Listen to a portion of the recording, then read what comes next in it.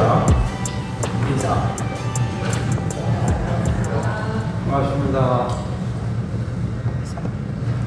우리들의 마음은 가지고 있으나 마음에 내가 주인이나 내 마음을 내 마음대로 되지 않을 때 우리는 괴롭게 생각을 합니다. 그런데 내가 내 마음대로 정말 흐뭇하게 썼을 때는 살만나는 세상이 되죠. 어떤 때는 내 마음을 잘 쓰는 것 같은데 어떤 때는 내 마음이 내 마음대로 되지 않을 때는 나의 마음의 힘이 약하구나. 어떻게 하면 되지?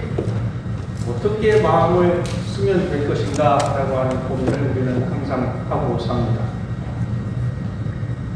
그래서 이 마음을 잘 쓰는 법, 용심법에 대한 4가지 기준을 제가 제시를 했습니다. 첫째는 여유입니다. 즉시 반응을 하지 않고 한 박자 쉬어서 숨을 한번 깊이 들어 쉬는 그런 여유를 가져야 할 것 같습니다. 우리가 마음이 조급해지고 불안해지면 어떤 현상이 일어나느냐?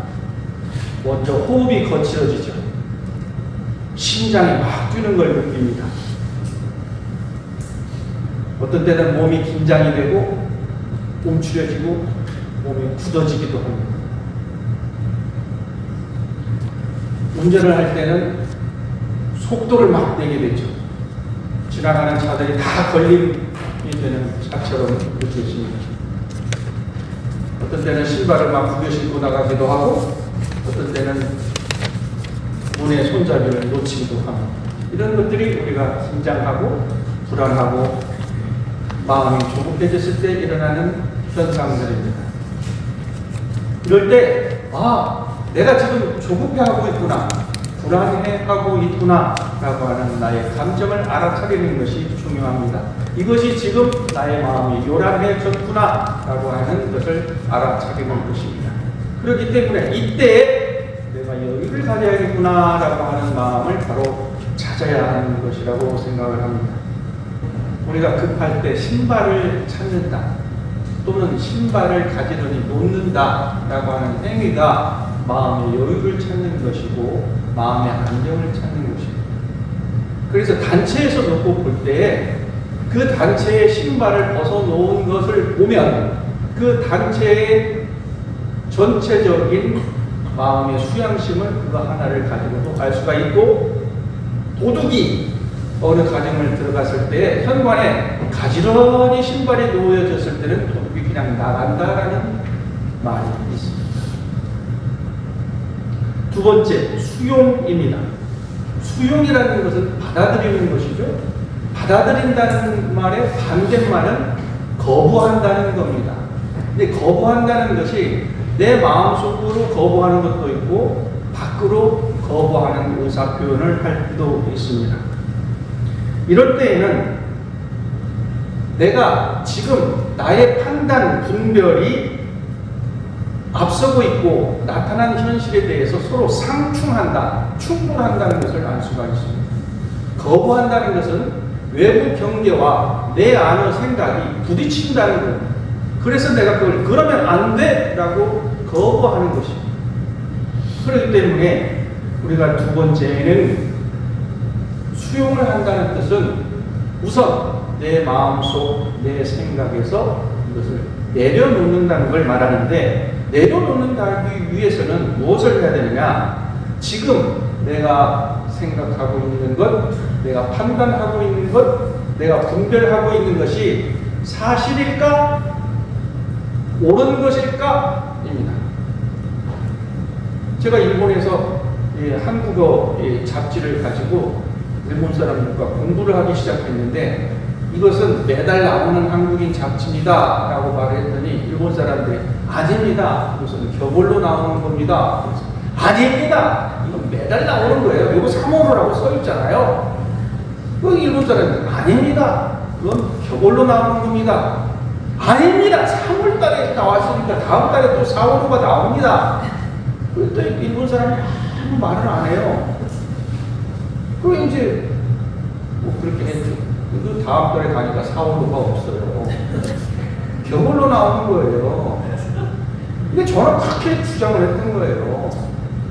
근데 내가 옳다라고 하는 것이 사실일까? 이것을 점검을 해보는 것이 필요하고, 또 내가 판단 분별하고 있는 것이 정말 나의 생각일까 아니면 사실일까에, 그래서 어떤 현상을 볼 때 나의 생각으로 보이는 것인가 사실로 보이는 것인가를 점검을 해야 되는 것이 두 번째입니다. 다시 말씀드리면 두 번째는 수용을 한다. 그래서 우리가 수용을 한다는 것은 아니 그게 아니고 라고 하는 말이 습관적으로 나오는가, 아니면 아 그래? 그렇구나 그랬단 말이지 라고 하는 말이 먼저 나오는가입니다. 이 세상을 다른 사람과 함께하고 다른 사람을 받아들이고 수용한다는 것, 더 나아가서 포용한다는 것은 그래? 그렇구나 그랬구나 라고 하는 말이 먼저 나오지, 아니 그게 아니고 그렇게 하면 안 되고 라고 하는 말이 먼저 나오는가를 보면은 우리가 수용과 포용의 자세가 어느 정도 되었는가를 가늠할 수 있을 것 같습니다. 세 번째는 실행입니다. 우리들의 마음은 길들여진 대로 습관대로 나오기가 쉽습니다. 마치 자판기에 어떤 버튼을 누르면 또르르 떨어지는 것처럼 우리가 어떤 경기를 딱 당하면 자동 반응하는 것, 이것이 나의 습관대로 생각대로 나오는 패턴입니다. 우리의 습관, 행동은 익혀진 패턴대로, 익혀진 방식대로 바로바로 즉각적으로 나오기가 쉽습니다. 그것은 내가 좋아하는 것이었고 내가 즐겨냈던 것이었기 때문에 그렇게 나오는 것입니다. 반대로 내가 하기 싫은 것은 좀처럼 안 되죠. 실행이라고 하는 것은 해서는 안 되는 것을 하지 않는 것도 실행입니다.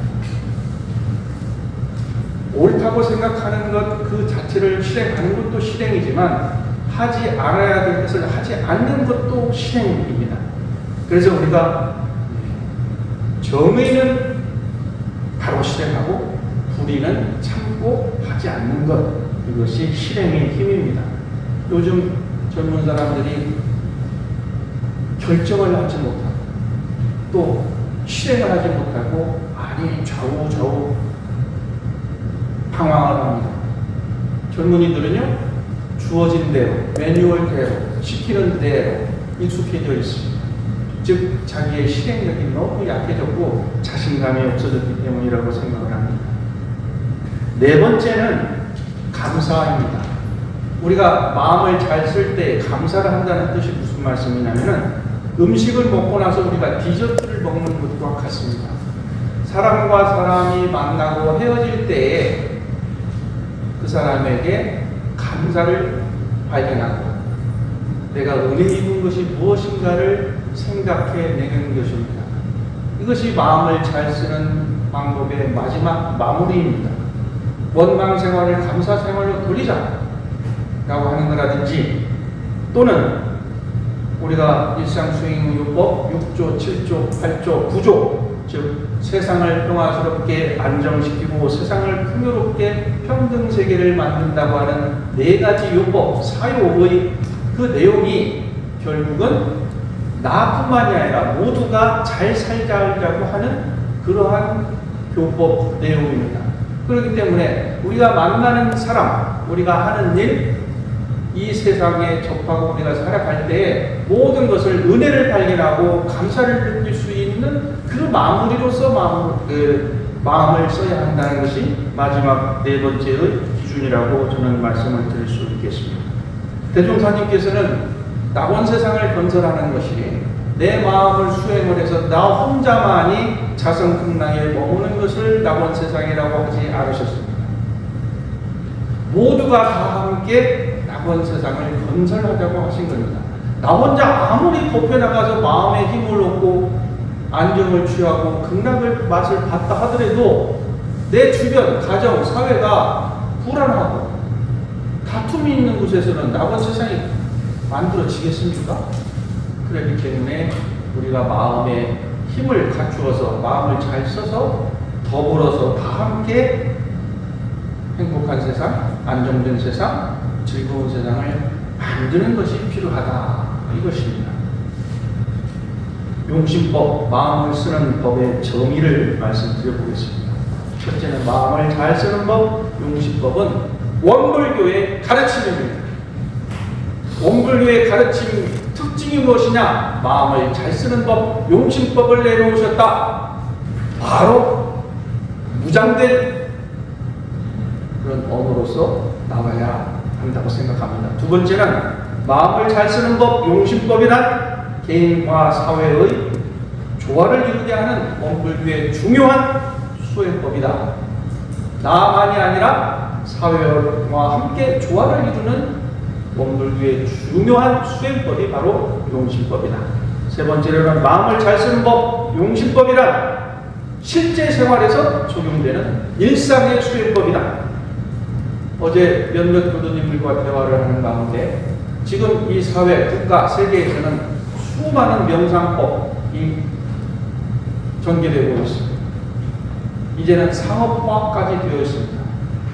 명상법을 통해서 사업을 해서 하나의 직업을 가지고 명상이 그 정도로 많은 사람들에게 전개되고 있습니다. 좋은 일입니다. 돈도 벌고 사람들이 명상도 하고. 그런데 명상을 하러 돈을 내고 참여를 하는 사람들이 내가 마치 감기에 걸려가지고 감기약을 처방받으러 간 것처럼 생각을 합니다. 거기서 8주간 배우면 또는 한 달간 배우면 뭔가 치료될 것 같고 내 마음이 해결될 것 같고 또 가르치는 사람도 이걸 이렇게 하면 효과가 있습니다 라고 말을 할 수 있습니다.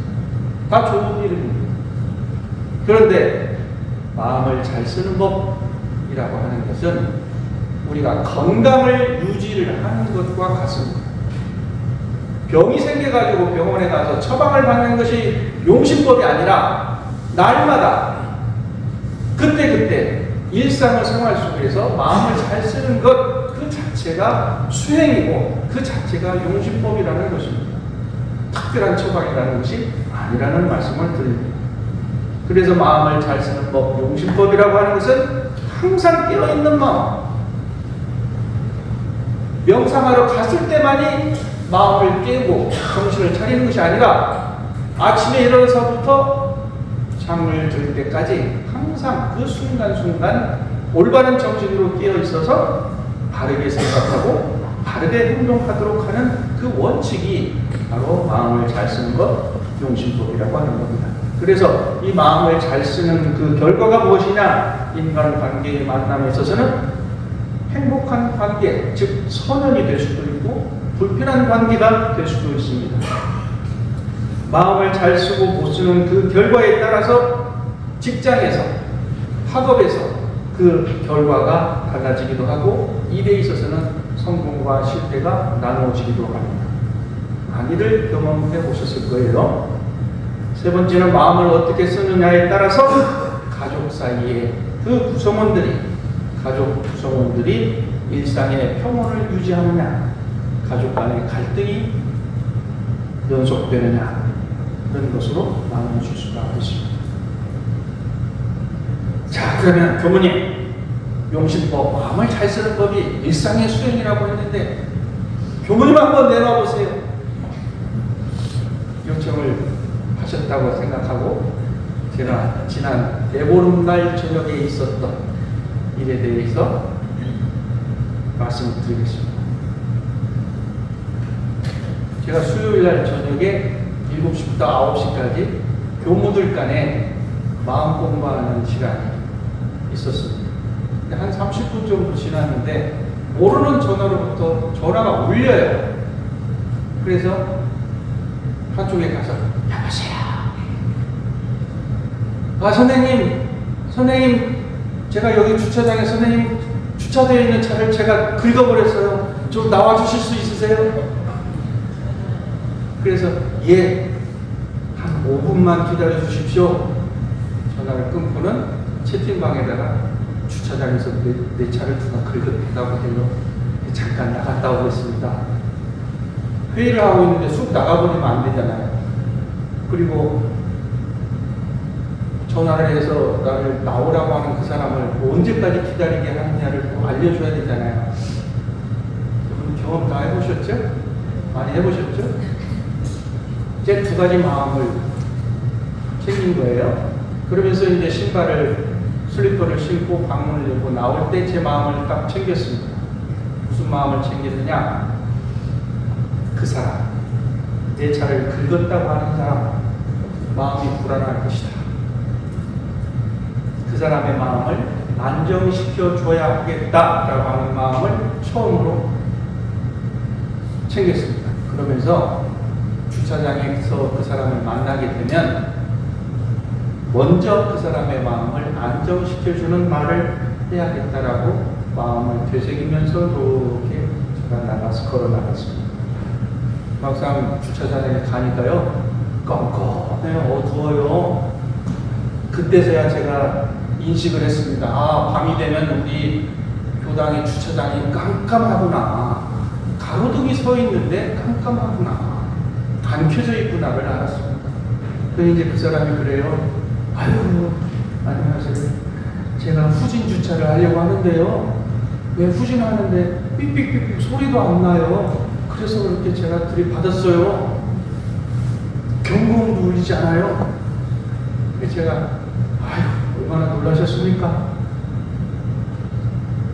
제 핸드폰 플래시를 켜가지고 뿌옇게 이렇게 묻어있어요.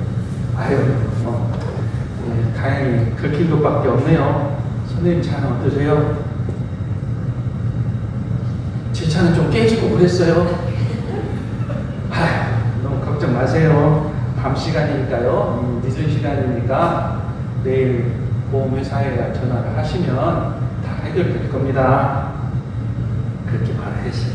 그 자리에서 뭐 옳고 그르고 뭐 따지고 잘했는지 못했는지 따지는 것이 아니라 그냥 이런 일들은 보험회사에서 맡기면 사람 사이에 부딪힐 수 있는, 또 그로 인해서 생길 수 있는 감정의 어떤 부조화는 해결될 수 있다는 생각에 의해서 보험회사가 연락하면 해결이 될 겁니다 라고 말을 하고 제가 이제 들어오려고 하니까 그 사람이 거듭해서 가만히 있는 저를 건드려서 죄송하다고 자꾸 얘기를 하는 거예요. 그래서 제가 또 그럴 수도 있죠. 그럴 수도 있죠. 하고는 이제 제가 지금 모임 중이라서 여기서 잠깐 실례하겠습니다 하고는 이제 들어왔어요. 들어와서 이제 공부 모임이 계속 진행되고 있는데 문자가 왔어요. 잘 세워진 차를 불편하게 해서 죄송합니다. 차 보험이요, 신랑 앞으로 돼 있어가지고요. 신랑이 차에 대해서 너무 민감해요. 그러니까 제 손에서 해결했으면 하겠습니다. 번거우시더라도 내가 차수를 먼저 하면은 입금을 해드리겠습니다. 그런 요청이 왔어요. 하면서 제 입장을 좀 들어주세요. 그런 요청이에요. 이제 공부하다 말고 다시 또 답장을 해야 되잖아요. 그래서 그러시군요. 원하시는 대로 해드리겠습니다. 너무 걱정하지 마세요. 내일 연락드리겠습니다. 저희 주차장이 너무 어두운 것이 문제가 되게 만들었네요. 내가 미안합니다 라고 문자를 넣었어요.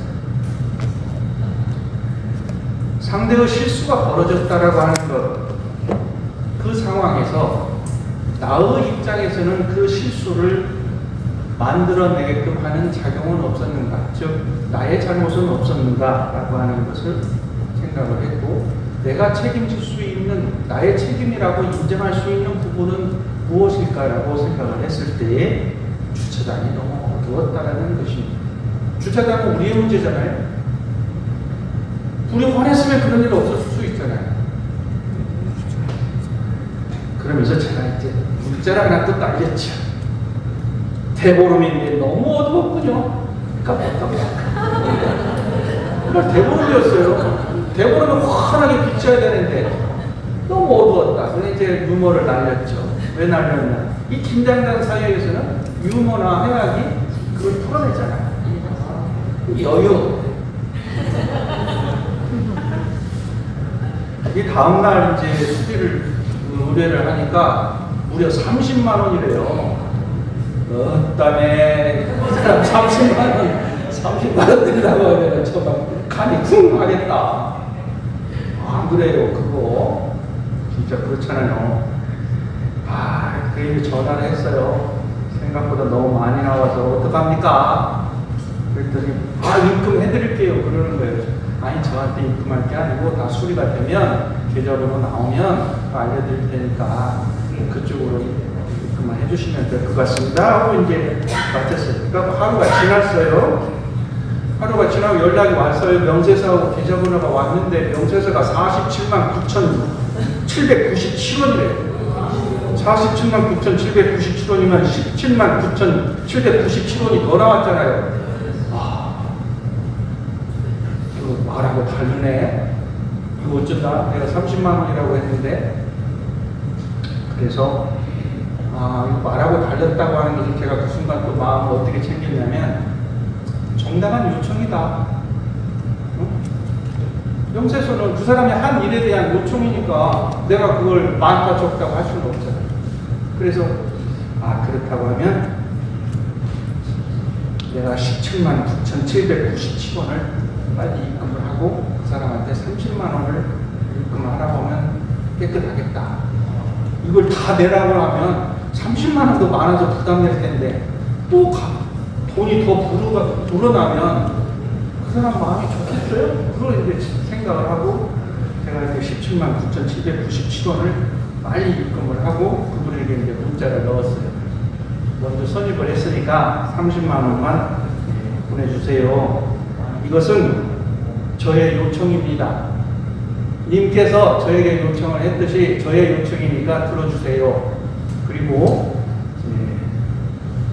저의 입장에서 저의 책임질 부분을 제가 이것으로 인정을 하고 책임지려는 부분으로 생각해 주세요. 그렇게 문자를 보냈어요. 한 10분 있다가 전화가 왔어요. 자동차 수리 회사에서. 뭐라고 왔어요? 30만 원은 누가 내세요? 가해자가 내는 겁니까? 그래서 예 그렇습니다.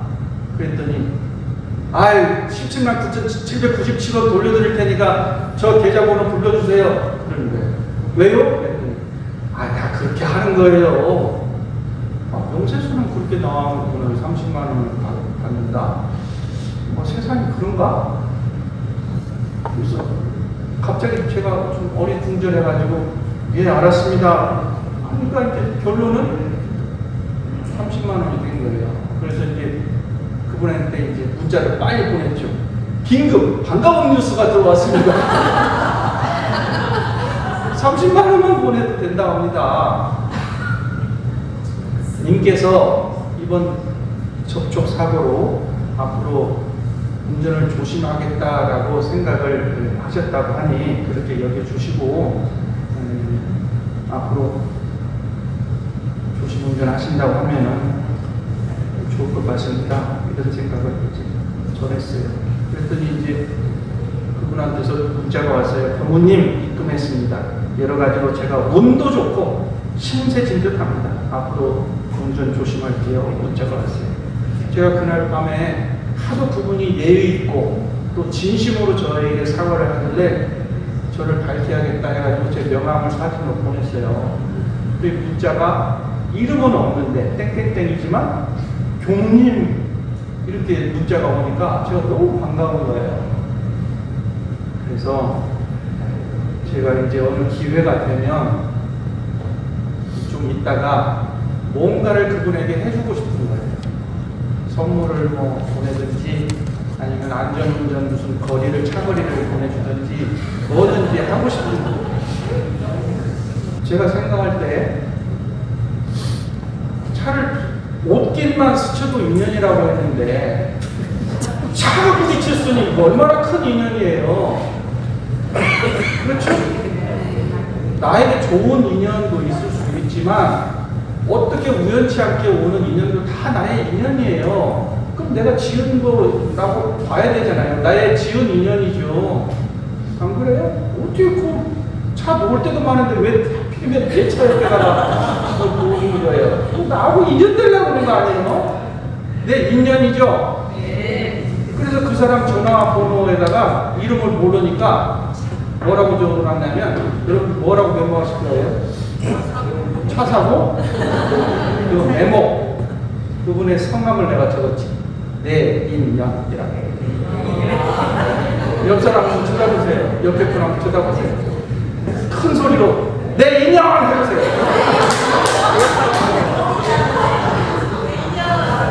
반갑게 내인연 해보세요. 못해요. 안 하시네요. 한번 해보세요. 내인연 하면 손잡고 들어보세요. 네, 인연이에요. 인연이라고 생각합니다. 저는 이 있었던 일을 정리하면서 소감이 있었습니다. 정말 그분과 한 이틀 동안의 대화를 하고 전화를 하는 동안에 저의 일관된 마음은 무엇이었을까요? 네? 방금 말씀드린 것처럼 이것도 인연이다. 그리고 그분한테서 진심 어린 예의와 사과의 뜻을 충분히 받았어요. 그처럼 좋은 거 어디가 있어요? 그리고 그 사람을 통해서 내 마음 작용도 다 확인을 했잖아요. 무려 적어보니까 16가지 제 마음을 챙긴 것이 16가지. 그럼 제 마음을 이렇게 챙겼으니 저를 확인한 것도 되니까 감사할 일 아닙니까? 감사한 일이에요. 두 번째 또 제 마음을 일관된 게 뭐냐? 앞으로 이 사람과 어떻게 될지 모르고 어떻게 만날지 모르겠지만 이 사람과의 좋은 인연이 될 수 있도록 내가 할 일을 생각하는 거예요. 이 마음은 제가 사건이 벌어진 뒤부터 오늘 이 시간까지 계속 일관되고 있는 마음이에요. 그래서 인연이라고 하는 것은 가꾸는 것이다. 어떻게 만났든지 간에 시작이 되었든지 간에 어떤 인연으로 오든지 그 사람을 맞이하는 것은 거부하지 않고 선연으로 착한 인연으로 좋은 인연으로 만들려고 하는 소원이 있어야 가능한 겁니다. 다시 말씀드리면 서로 좋은 세상을 만들기 위해서 모두 함께 보람찬 일을 하게 하소서. 서로 고마운 마음 고운 마시고 인연마다 황한 꽃이 피게 하소서라고 하는 아침 기도의 노래 가사처럼 우리가 마음을 잘 쓴다고 하는 것은 세상 사람들과 만나는 사람과 하는 일에 대해서 이렇게 선연이 되고 세상을 좋게 만들겠다라고 하는 서원이 있어야 만나는 사람마다 마음을 잘 쓰고 하는 일마다 불공을 잘 하는 것이지 서원이 없으면 아무리 마음을 잘 쓸 필요가 없지요. 두 번째로 마음 공부를 한다, 마음을 잘 사용한다는 것은 항상 경계를 통해서 내가 나를 발견하고 나의 공부가 되어가고 있음에 대한 것이고 그것을 감사로서 마무리하는 것입니다. 마음을 잘 쓴다는 마무리는 그것에서 감사를 발견하는 것이다. 그래서 은혜로운 세상으로 만들어가는 것이다. 이것이 마음을 잘 쓰는 법이다. 이렇게 말씀을 드리고 싶습니다. 일상생활이 곧 일상 수행의 요법 그 자체를 저는 4가지로 추격을 해본 겁니다. 마음 잘 쓰는 법 여러분들이 잘 새기시고 일상에서 실행하시기를 바라겠습니다. 제 말씀 여기서 마치겠습니다. 감사합니다.